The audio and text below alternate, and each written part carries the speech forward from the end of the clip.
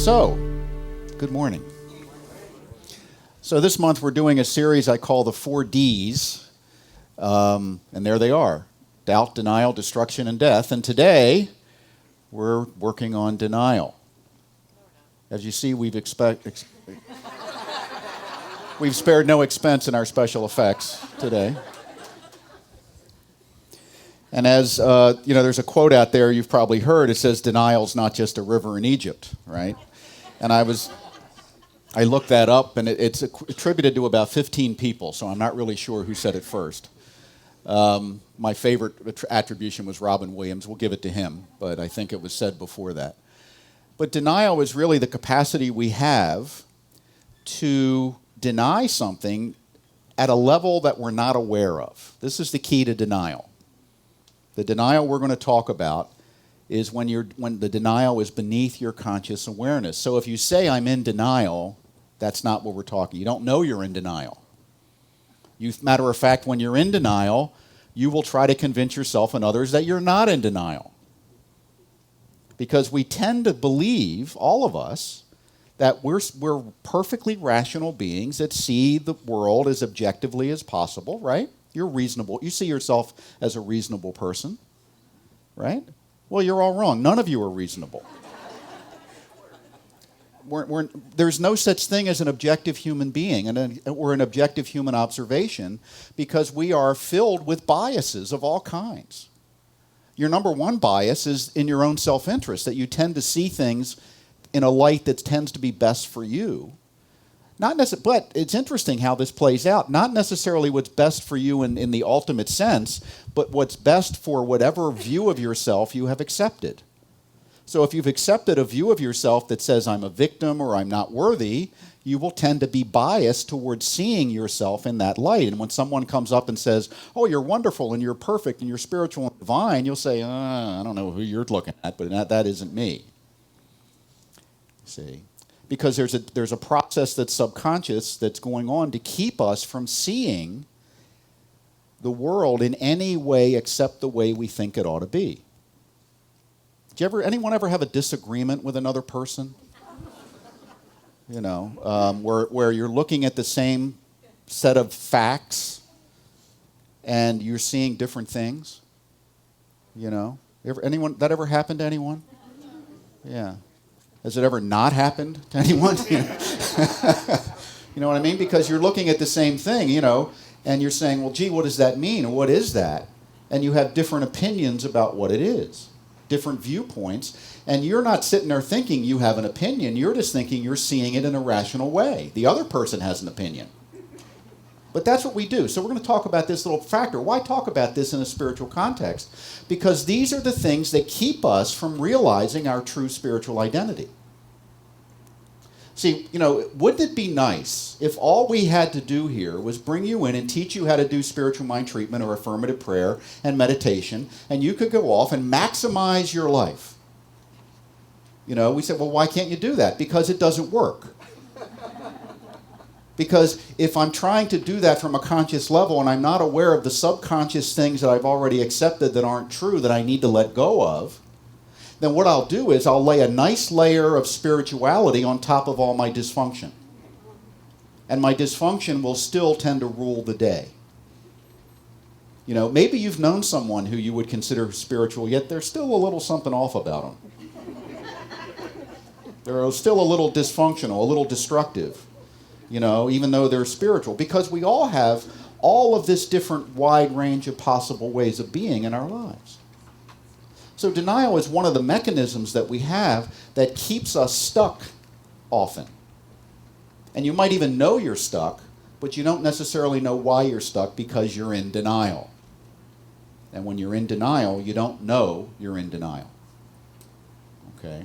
So, Howard Sessportis, who's a Jungian psychologist, says, denial is pushing something out of your awareness. Anything you hide in the basement has a way of burrowing under the house and showing up in the front yard. Because, in terms of what we start denying the things that we've repressed about ourselves. And this starts to happen when you're very, very little. There's parts of you that you get the idea that your caretakers, your parents or whoever raised you is the initial place this happens. There's parts of you that they don't accept. And being, like 6 months old, you don't have a really sophisticated psychological mechanism for dealing with it. So you just jam it down. You say, I won't do that anymore. I won't be that way anymore. And it gets pushed down into the basement, as it were, and it's called a repressed aspect of yourself. Disowned. And yet it's still there in the subconscious, and it's still active. And the way it shows up is we do a thing called projection. Now, Carl Jung was the one that really developed this concept, but it's been known for thousands of years. So you project the parts of yourself that are disowned out onto other people. Other people mirror them back to you, and you get upset with the other person. You ever been upset with anyone else? Anyone? Well, you get upset because they're being an idiot, right? They're being a jerk. They're being cruel. They're being mean. They're being arrogant. They're being stupid. They're being inconsiderate. They just don't care. Anybody would get upset. You ever use that litmus test for yourself to justify your... Anybody with any sense would be upset. Right? Because I'm a reasonable, rational person. And if I'm upset, it must be a reasonable, rational way to be. Is rational a word? Okay, we'll edit that out. A reasonable, rational way to be. Don't we give ourselves the benefit of the doubt? Here's an example. When you're in traffic, anybody driving faster than you is a maniac. Anybody driving slower than you is an idiot.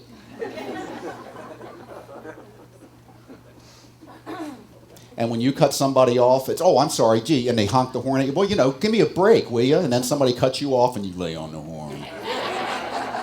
Because they're not justified the way I was. No, that's just how we are, and that's actually healthy for us to be that way. It's actually healthy, but it's something we have to understand. If we're going to do spiritual work to move toward a greater expression of who we are, most spiritual work is about revealing something that's been hidden. The mathematics of spiritual growth are subtraction, not addition. I need to let go of the stuff I've been carrying. That little exercise we did in the guided imagery meditation, cutting those strings that you carry forward, because those strings are really much of what you're in denial about. Maybe when you were a little... Most of what we suppress or repress are negative, what we call negative characteristics. But we also suppress and repress positive characteristics. Maybe when you were a kid, it wasn't safe to be intelligent in your home. Maybe it wasn't safe to be outspoken, so you repressed it. And then when someone else was intelligent and outspoken, you made sure they got theirs. See, that's what we do. You see? So we tend to react very strongly emotionally when we see someone else doing something that we've repressed. So the emotion has really not much to do with the other person. It has to do with their triggering something in us. Okay, so how can I tell I'm in denial? Ever been irritated about another person's behavior? Or anything from irritated to homicidal? If you have, you're in denial about something about yourself, because that's where those reactions come from. They come from someone triggering something, reminding me of something I've repressed in myself, and I don't want to see it out there. So I react to it. That's what he's talking about here. That's how it kind of burrows under the house and shows up in the front yard, where you project it out into the world.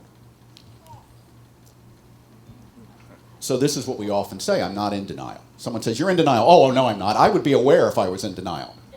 No, by definition, you wouldn't. See? It's a tricky thing. It's a tricky thing. And yet, there are people in your life that can tell that you're in denial. But here's another layer we put on. We create what's called a codependent relationship. Now, a codependent relationship is an unspoken agreement that I won't remind you when you're in denial if you don't remind me when I'm in denial. Unless I get upset at you, then I'll remind you you're in denial. We'll have a big fight, then we'll make up, and then a few days later we'll do it again. See, so codependency is an agreement not to push each other's buttons, When really, what you really need is someone to push your button so you're aware of the button so you can uninstall it. If you uninstall the button, you don't have the reaction anymore. So it's good that people push your buttons, although it doesn't feel good when they do it, you know. So I would tell people, oh, did I push a button? I'm sorry, I pushed it, but I didn't install it. You did. You know, so don't install a button you don't want pushed, is another way of putting it. But when we do install a button, when we do repress something, we go around projecting it and we draw in the person to push the button. Isn't that funny? Now, why would we do that? I think we do it because underneath the repressed you, underneath all the stuff you've buried, is a healthy self that wants to be healthy and that knows the only way to get healthy is to make you aware of what you've repressed so you can make a decision about whether to keep it or let it go. So when you're irritated with someone else, that's an indication they're doing some kind of behavior that you repress that's probably more negative than positive. When you adore another person, that's an indication that they're reminding you of something you've repressed about yourself that's a good quality. So it works both ways. Carl Rogers, famous psychologist, said, "We try to distort many items of experience so that they fit in with concepts we have already formed." You know, isn't it irritating when facts emerge that disagree with what you believe? Watch the debates. Those damn pesky facts. You know, and one side says, you're distorting the fact, or no, you're distorting the facts. Well, they're both distorting the facts. We're all distorting the facts. The moderator's distorting the facts. The newspaper's distorting the facts. You're distorting the facts when you read them because that's what we do. That's what we do. We can look at the same set of facts and say this means one thing and that means another. Or we can say when a set of facts denies what we believe, we say, oh, the facts must be corrupted. I don't accept those facts. If you're a creationist and you believe literally in the Bible as it's stated in Genesis that the earth was created in 6 days, then there's a whole lot of facts you've got a problem with. You know? So you say, well, evolution's not facts, it's a theory. And theories might not be true. You know? Well, gravity's a theory. So jump off the building and see what happens. Maybe this time you won't fall, you know? But see, when I have that strong belief that this needs to be so, and if facts show up or evidence shows up that disputes it, I will push back against those facts. It's just what I'll do. When I was a police officer, occasionally I would pick up a juvenile who had done some, crime. And most of the time, if it wasn't serious, we'd take them home. You know, if there was a decent, caring environment, rather than take them down to juvenile hall, we'd take them home. So if they were doing something like they had a little marijuana or something, we'd take them home. And it was always an interesting experience to knock on the front door of somebody's house, or to have the parents come into the station, and say, and to see me there in uniform with the kid by the collar, I've got your little miscreant here, and what he did was, and filling it. Oh no, he wouldn't do that. Or another variation was the parent would look at the child, and it was almost always a boy, and say, "Did you do that?" And he'd say, "No." "Oh, I believe my son." And as if I had a really good reason to make this up. But see, the part of us that houses our beliefs doesn't care about logic. You see? The other side of the coin was, oh, this again, and then I had one parent actually start punching the kid, and I had to arrest the parent. True. "You're doing this again?" And he just started wailing away on the kid. Took four of us to pull him off. But that wasn't about the kid. You know what the parent was saying? "How dare you make me look like this?" You see? "How dare you embarrass me by having the police bring you home?" So there's a lot of denial going on all the time, is my point. So what we need to do is begin to be aware that, that when I take this really strong, opinionated, emotional position, I might be in denial about something. At the minimum, I'm not being open. You see, because I'm emotionally invested in it being a certain way. And when I'm emotionally invested in it being a certain way, I push back against logic, I push back against facts, I push back against the opinions of others. Without even questioning myself, because I know I'm right, because I'm a reasonable person. So denial is an unconscious psychological mechanism. Unconscious. That means you don't know about it.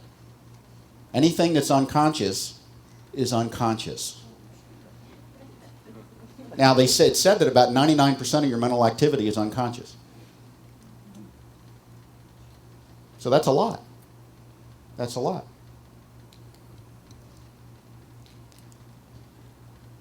Denied portions of the self are projected onto others. Okay? You know, you project stuff onto other people, and then all they do is mirror it back to you. So most of what we see in other people is our own stuff being mirrored back. If I don't project it, I don't really see when you do something. I may just notice. I certainly don't get upset. So whenever I'm getting upset or falling in love, it's about projection. If I'm having an emotional reaction to something, I'm projecting that quality and it's being mirrored back. That's pretty much a given. Doesn't mean it's good or bad or indifferent, it's just the way it is. And the person you're having the interaction with is doing the same thing with you. Falling in love is an overload of projection. Really, because you become blind to everything about the other person except what you're projecting onto them, because they're just mirroring back your good qualities temporarily. And you fall in love and you make a commitment, and one day you roll over in bed and say, I don't even know who you are anymore. And that's when the relationship begins. Because now you're both fully present.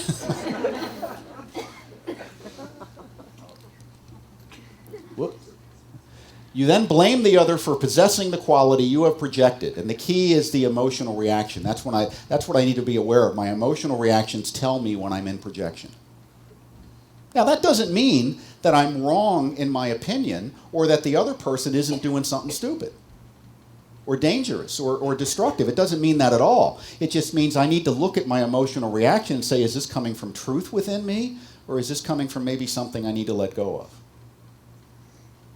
So what the awareness of the projection does is let me know I have something to look at. That's all. That's all it does. So denial equals what I believe minus the facts. They should have this on a big screen behind the debates. Not for the candidates, for the people watching. Because you believe the one you believe and you don't believe anything the other one says. Right? You notice that? Not anyone in here, but you may know other people. You know, there are families where people can't talk to each other right now because of this overload of projection. You know, and as soon as a fact comes out that disputes my candidate's position, that fact, let's have a hearing, this is obviously corruption. You know, or if a fact does come out that supports, well, why would you look at that fact? It's a fact. You know, we do. It's just so blatant and so obvious, and yet it's unconscious. And we feel completely self-righteous in our position. You see, it's kind of interesting to the point where you say, how can someone be an undecided voter? It's so clear. What is the matter with these undecided voters? Are they idiots? They must not be paying attention. If you're paying attention, I made up my mind a year ago. What the hell's the matter with these people? You see? Well, maybe they're not in that overload of projection like you are. And the stronger you are emotionally about your political leanings in this example, the more you're in projection of stuff you've denied. And that's an inconvenient fact. That part of you, some of you right now, your egos are figuring out a way to ignore what I'm saying. Oh, he didn't mean that.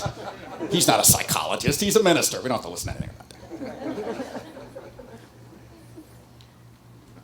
Oscar Wilde, who said, "To regret one's own experience is to arrest one's own development. To deny one's own experiences is to put a lie into the lips of one's own life. It is no less than a denial of the soul." So what we often deny is what happened to us and what we did with what happened to us early in life all the way up through this morning. Where maybe something happened to you that was very wounding and you just weren't psychologically able to contain it within a healthy self. There are people that we know are abused as children that lose years of memory because they were in an atmosphere that was so, dangerous that it shuts down. It's not gone, though. See, it's in the subconscious and it's active, and quite often people that have gone through that are hypersensitive to certain kinds of behavior because it's perceived as a threat. And if you say, you might be overreacting to that, well, you don't get a very pleasant response to that kind of question because they know the truth. I've told the story before of my friend Lou Tice and his wife Diane. They were school teachers up in Washington State, and they started adopting foster kids. And the first one they got, he was 6. He'd been severely abused. He'd been burned with cigarettes. He'd been run over with the car. He'd been shot at by his parents. This kid knew it was a lousy, rotten world. So he shows up, and Lou and Diane figure, what do we know? We'll just love him, and he'll be okay. Well, you can't love someone that knows that love isn't real. So they would try to love the kid, and the kid would go up and set a fire in his room. Not in the fireplace. The second day of first grade, the sheriff brought him home. You see? And finally, Lou lost his temper. He said, "Damn it, get up to your room." And the kid went, "Good." The kid had trained them how to treat him according to his worldview. And that's what we're doing all the time. And most of us aren't that damaged, but we're all a little damaged. And what happens is we bring people around to say, this is how I'm to be treated. I'm to be treated like a victim. I'm to be treated like someone who's not included. I'm to be treated by someone who has no friends. I'm to be treated like, and it's all subconscious. We don't know we're doing it. We're sitting there saying, why don't I have more friends? And we're pushing them away. Because we know what is real. But we're in denial about it. So later on in life, sometimes these things come to a head. And these are just the celebrities. And this is just a few. People that have been in such a state of shadow self, of the dark side of the self, and in denial about it. A good example, Eliot Spitzer, remember him? He's got his own TV show now. He was the state's attorney in New York, the Manhattan district attorney, prosecuting prostitution, going after them, because by God, we're going to clean up this city. And then he became governor of New York. All the time he was seeing high-class hookers. That's what happens when we're in denial and projection. We're crusading against something here, and we're doing it over here. The crusade is because we hate ourselves for what we're doing. That's an overload of projection. Our friend Mr. Sandusky, youth crusader. And you say, you can say what you want, but you know what? We all have that capacity. How damaged did he have to be in his worldview to do that kind of thing? What happened to him? Because it doesn't just pop out of nowhere, folks. And so on. Debbie Ford said, we instinctively draw back from our own negative projections. It's easier to examine what we are attracted to than what repels us. If I'm offended by your arrogance, it's because I'm not embracing my own arrogance. If I'm offended by your arrogance, That's the key. If I notice it, that's one thing.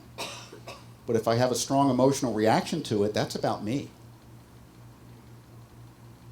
And that's what we need to learn in order to move forward spiritually and psychologically toward the fullest realization of who we are. We need to get this stuff out of the way because it's part of our everyday experience.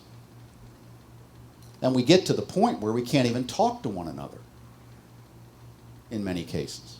We get to the point where we become convinced there's something wrong with people in my family, or something wrong with my kids, there's something wrong with my neighbors. And once I get that in, man, you can't break through that. And I build a wall. And pretty soon, I don't like people at all. What's the matter with people? Nothing. They're people. You get mad at the goldfish because they swim to the top of the tank? They're just being goldfish. Well, we're just being people. That's what we do. We repress and project. It's part of our nature, but it's something that we can also gain some dominion over. She says, if I embrace my own arrogance, I won't be upset by someone else's. I might notice it, but it won't offend me. See, if I'm upset at someone else's bad behavior, it's because I've repressed that element of myself. Maybe when I was a little kid. I know when I was a little kid, I was a thief. I saw something I wanted, I took it. Well, a 2-year-old in the sandbox, they bring another kid over and the kid's got a little toy, you just walk over and take it. Right? And you say, oh no, mommy comes over and smacks your hand. No, that's his, you can't have that. What do you mean I can't have that? It's right there, I want it. I'm 2. Right? No, and maybe next time, you get a paddling, or next time you get locked in your room for a few days. Don't think it doesn't happen. And what do you learn?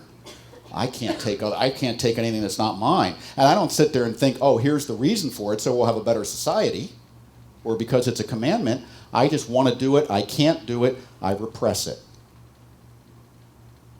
And then, boy, when I get older, I become a police officer.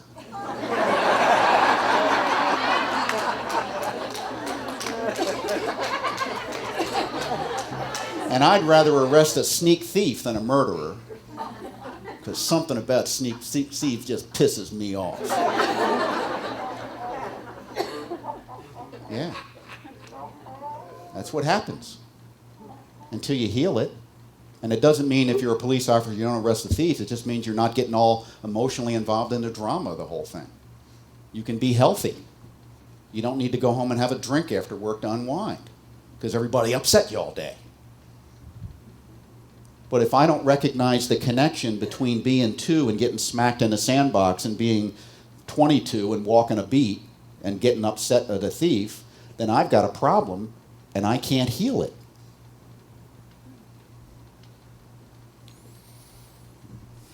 And somebody say, you're just in denial. It's like that happened when you were 2. I'd say, BS, get out of my face.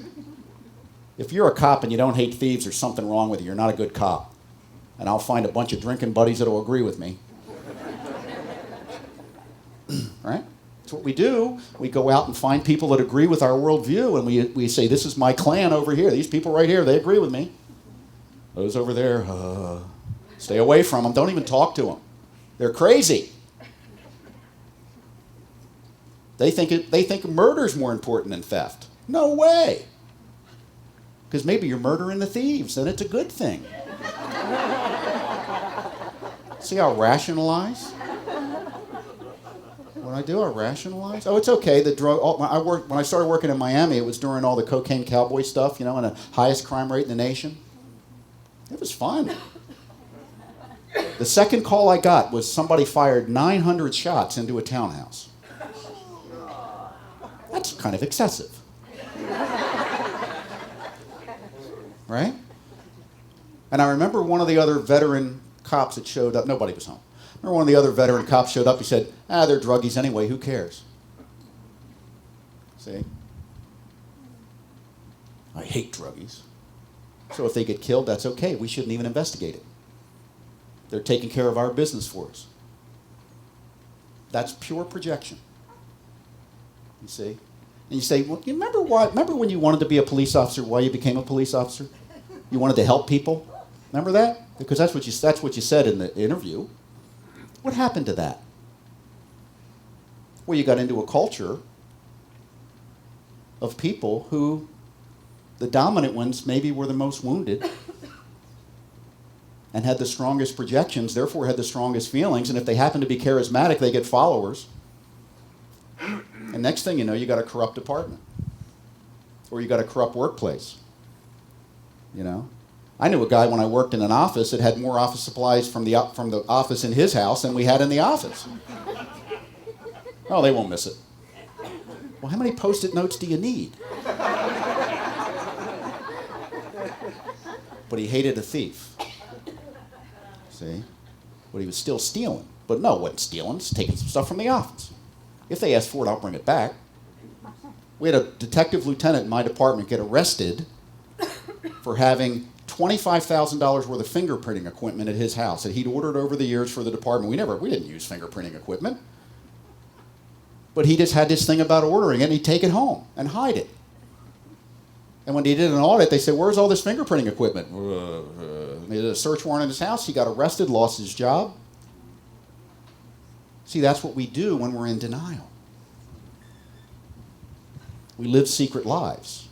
So how do we overcome this? The key is awareness. I need to become aware, but I can't become directly aware of denial. I can only become aware of when I'm projecting. And the way I become aware of when I'm projecting is I get emotional. It's not to say you don't want to get emotional. Here's the two emotions that are genuine. Love and sadness. Anything else is probably the result of projection. If I'm angry, it's projection. If I'm sad because I see someone that's hurting, that's coming straight from the heart. But what I do is I overlay, oh, I'm sad, someone's hurting. Okay, who's going to answer to this? I go right to anger because that's what I'm used to. I'd rather be angry than be sad. And that's true in our culture, isn't it? We don't mourn the dead until we find out who's responsible for it. Call the lawyer. Let's sue somebody because somebody died. When my mom died in the hospital, my uncle, the first thing he said, this shouldn't have happened, you need to sue. I said, can we mourn a little first? He couldn't face the sadness because it felt so alien to him, but anger was very comfortable. See? Pay attention to your projections. Remember that they are about you. It's hard. It's painful to look at. All these people that have been pissing you off. What they have been is beacons to help you become aware of your truth. That's what they really are.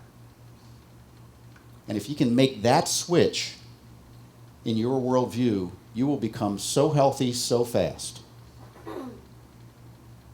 in so many ways that your head will spin. Reprogram your inner beliefs. In other words, once I see what I'm getting angry at, I need to look at that and say, okay, what do I need to be not to have that reaction anymore? Maybe I need to be more self-confident. Maybe I need to be more aware that I'm love and we're all one. Maybe I need to be more compassionate to the other person who I realize may be deeper in projection than I am. Rather than what happens is you project with someone you're close to, and you've got a deal set up where they project back, and you project, and they project, and you project, and they project. And it doesn't stop when you make up. Making up is part of it too. It's being asleep. Sleepwalking through our relationships. I want to be open to everything in me, which includes my inner thief. It's still there. Sometimes I'm going to put that in my pocket. But I don't. You see?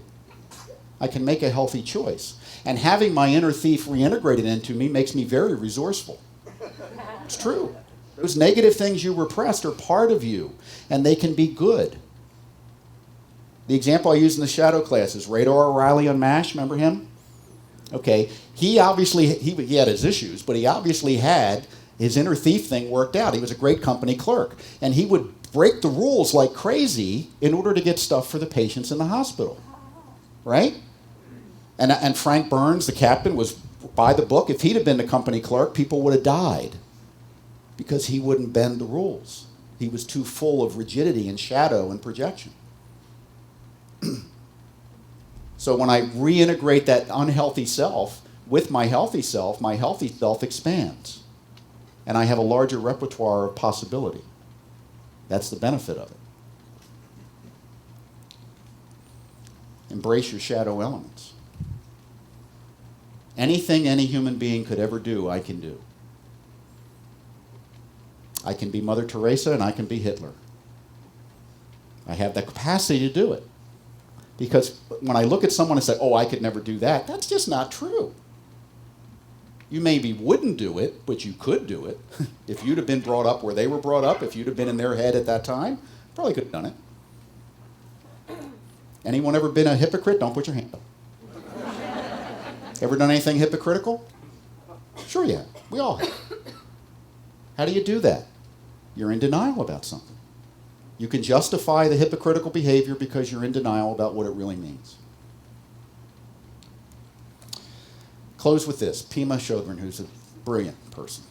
Although it is embarrassing and painful, it is very healing to stop hiding from yourself. It is healing to know all the ways that you shut down, deny, close off, criticize people, all your weird little ways. You can know all that with some sense of humor and kindness. By knowing yourself, you're coming to know humanness altogether. You will never get rid of denial. It's a process that we all have. We all will have it. It's like your arms and legs. But what you can do is bring it into your service as opposed to having it work against you. And that's what I would encourage you to do. Begin this week. Pay attention to where you get upset, to where you're reacting emotionally, and see maybe if you can trace that back to where that's coming from. And is that what you would choose to do? Because you do have a choice. That's the ultimate lesson here. We always have a choice. Thank you, and namaste.